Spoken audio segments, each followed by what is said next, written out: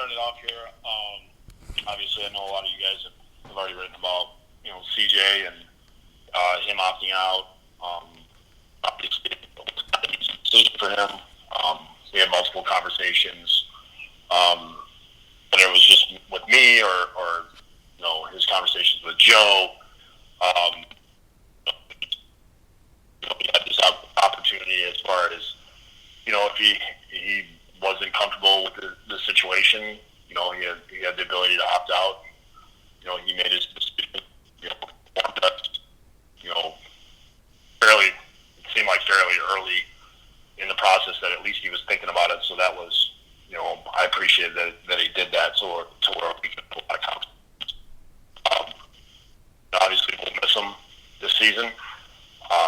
But like always, we'll have the next man up mentality. I feel like we do have a lot of depth at that position, and we'll step up and do everything they can to fill the void, and we'll develop great defensive team chemistry. As far as what we're doing right now, really focused on our strength and conditioning program and meetings. Guys have done a great job of being engaged in meetings. We've been doing everything virtual right now. Really to see our guys how excited they are to actually get to work out, get to be on the field together. We're in smaller groups, but you can tell they're just happy not to be stuck in a hotel room or an apartment or a house. Being able to go out there, lift, run, throw, do specific type of drills that are beneficial towards them to get ready for camp. You can tell our guys are really excited to be out there. With that, any questions? Hey, Nick, we can just take the first question.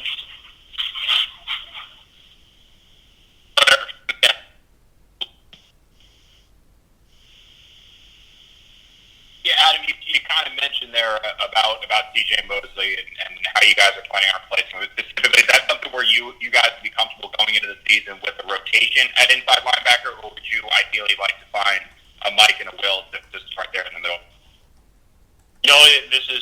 This is such an unusual, preparation for the season. What we started doing and how we finished may be two completely different things. Either way, that's hard for me to say. I think right now we're looking at it as making sure once we actually get to camp and be able to start, getting pads on and kind of seeing, where we're at, who's doing what guys fit best together. We'll come to that decision whether it's our best option is to have two starters and true backups, and those guys are throwing in special teams, or if we're going to play multiple guys and say, hey, we're going to rotate it around. Everybody's going to have a certain kind of role. So the beauty part about what Greg does on defense is, with the amount of personnel groupings he has, and I know that he's talked to you guys about this before, it gives him a ton of flexibility to get a lot of guys playing time. And I think that'll be beneficial to us. Nick, we'll take the next question. Brian from the Post, your line is accurate. Adam, just having, no CJ, no Jamal, 2 weeks in here, how much of a challenge is this for your defense and for Greg? Well, the fact this is how we're starting, it is a little different when things happen, mid-season, middle of training camp, middle of the season, after 8 games, and you're trying to make a bunch of adjustments and you don't have, guys on the roster. When you're starting like this, things that either he was planning in the spring, adjusted so far, and we make another adjustment now. So, this is kind of what we do as coaches. Who do we have? Who's available? Who's able to go? You construct it. You get ready to adjust throughout the season because things will change as you go. This is what we get paid to do. We have to do a really good job of using the personnel that is ready to go for each week. So,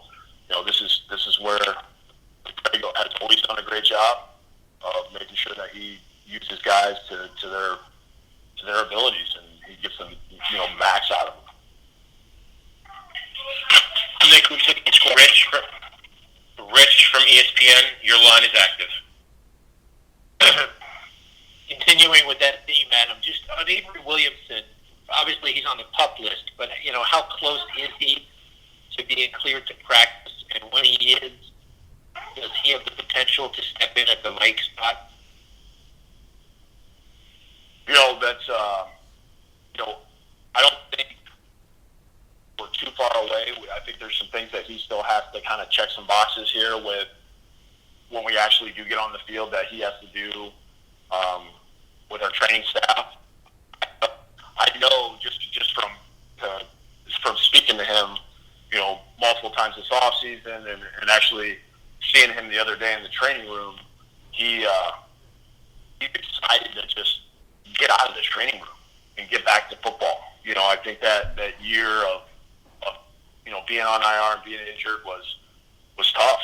A lot. So many of these guys, this is what they do. They're not used to being in that room. They don't want to be in that room. And for him, he's excited to just keep clearing these steps that he has to take to get back on the field. Obviously, he's played that position before. He's had success at that position before. We'll work through what fits best for us, with the group we have. Obviously, we got multiple guys on the roster that have played the Mike position. I think this is where Greg does a great job of figuring out, who's the best two guys, if that's how we're going to do it, and spots they play. And at the end of the day, it's about getting, hey, what's your best 11? And then at the same time, each package, what's your best 11 for that package? So I think this is something that we're going to keep working through. And obviously, we need to get on the field. We need them to get cleared. We need them to be ready to go. And once we check all those boxes and he's able to get out there and get rolling again, then we'll kind of see how this thing fits together. Hey, Nick, before you go to the next question, I understand some people are having challenges hearing Coach. I'm hearing him perfectly fine. We're going to continue working through if there's any issues on with the system, but we're going to continue to call. So let's take the next question.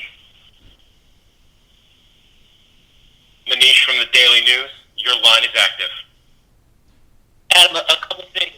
One is that Joe and you have talked about how encouraged you were about the second half of last season. Sam also said that he thought that you guys were close. So that being said, is it fair for fans to expect this team to make the playoffs, or at the very least make a legitimate playoff run in deep December? And secondly, as Sam's primary teacher, coach, what do you need to do specifically to get him to the level that many people think he can reach this year?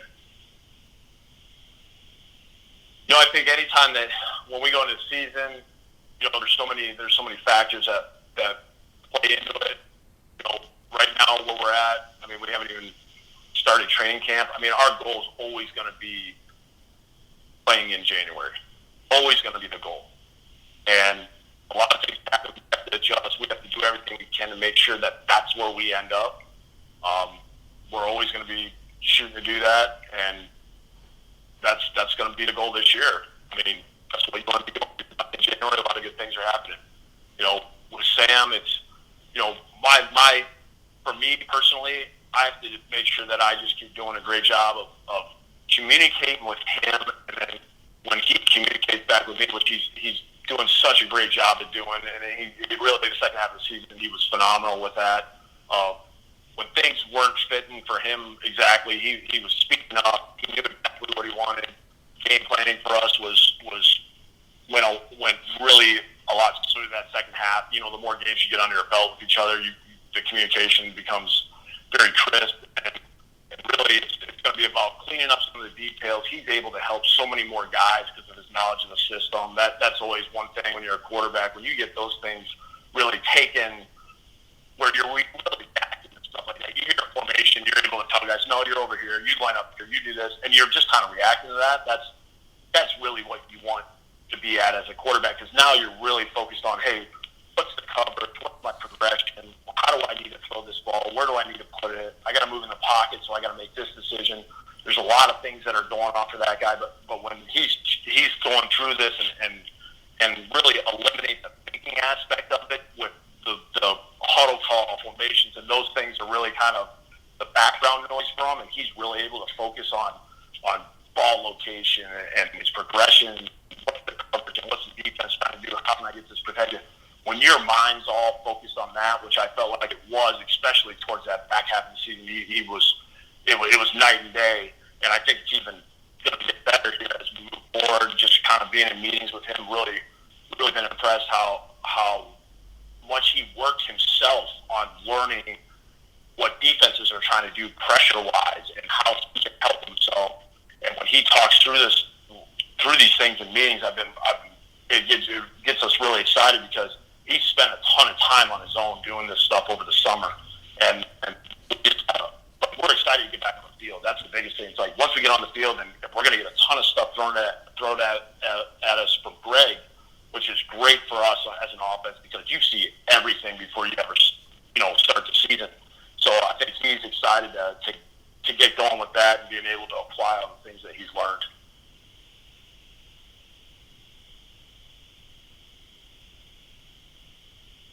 Dennis from the Associated Press, your line is active.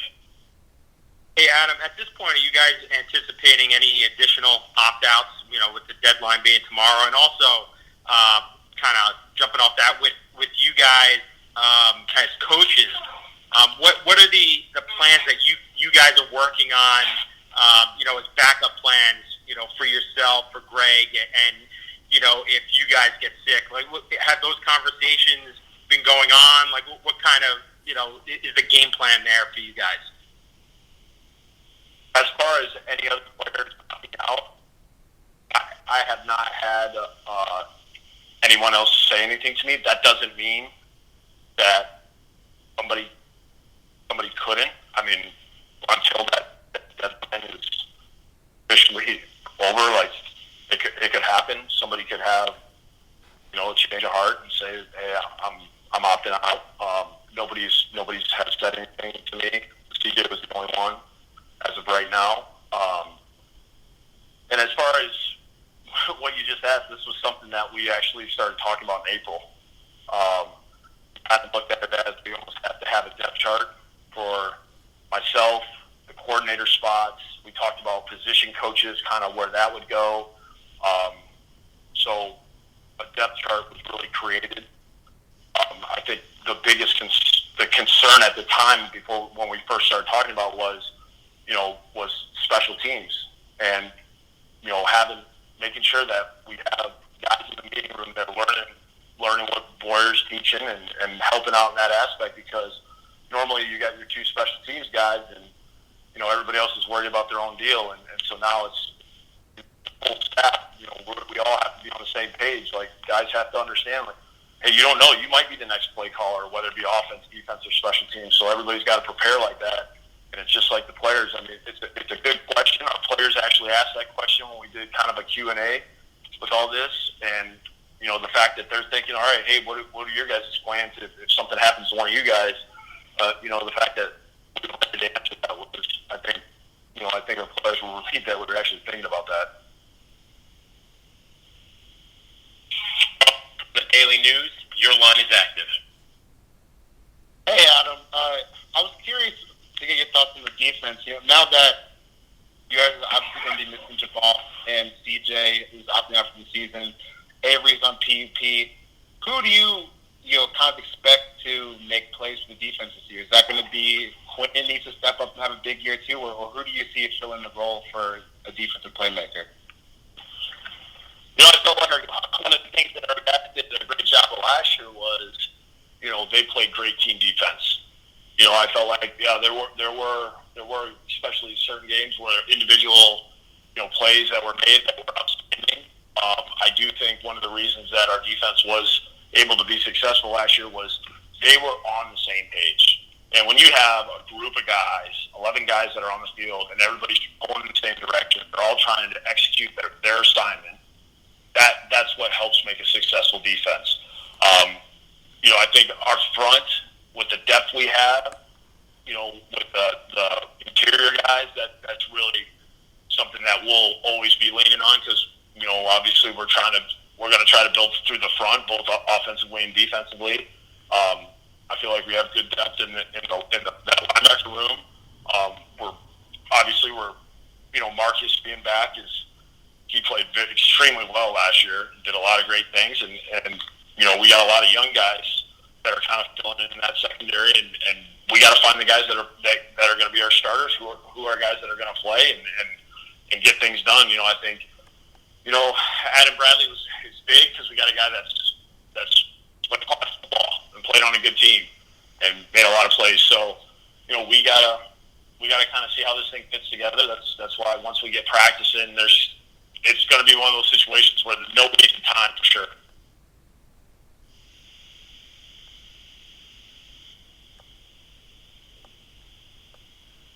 Steve from the Post, your line is active. Hey, Adam, what are your expectations for Le'Veon this year, and how motivated do you sense he is, and what kind of shape is he in? I would say he's extremely motivated. He's in phenomenal shape. I mean, he looks great when just seeing him run and everything that I've heard from the strength guys as far as the lifting aspect. But I mean, he has come in phenomenal shape. I know he's extremely motivated in our conversations. He's fired up to get going, and it's really we're a lot of guys, and not just him, of us telling him, hey, we'll get there to our practice portion of it. We got to make sure that we're doing all the right things to get that strength and conditioning and meeting aspect of it. But I mean, he came in. He didn't come in thinking, hey, I'm going to get in shape now. You can tell he's been working extremely hard, and he looks really good.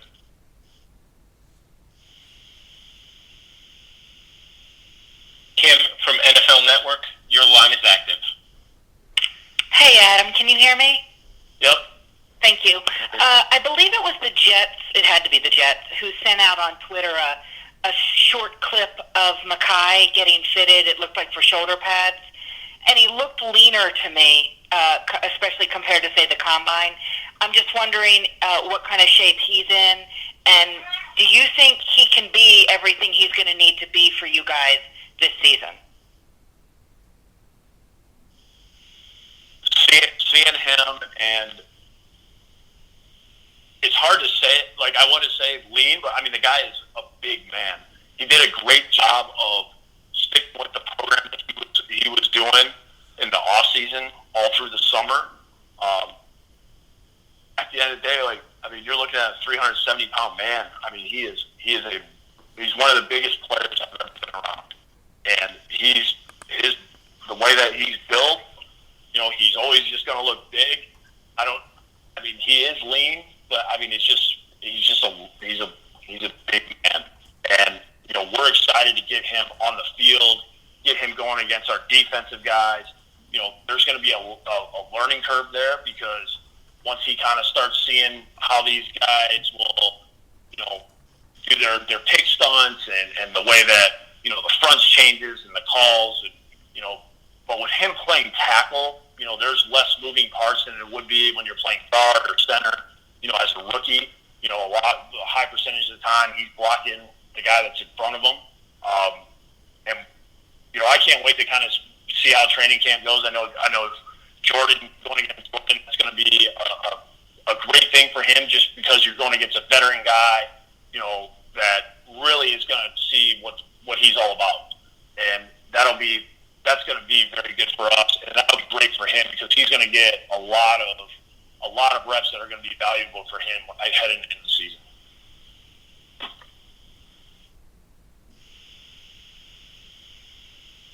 The last question, Bob from Newsday, your line is active.